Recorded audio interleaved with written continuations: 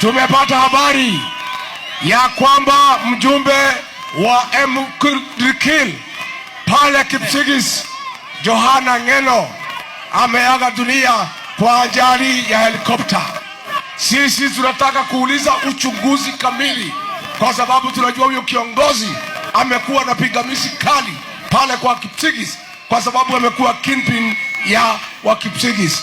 We want to call for a very thorough investigation into the helicopter crash that has killed the Honorable Johana Ngeno.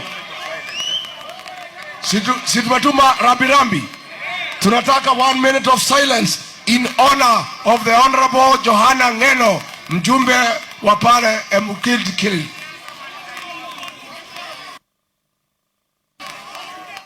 So Kenya, na mkumbuke hii Kenya ni yetu sisi wote.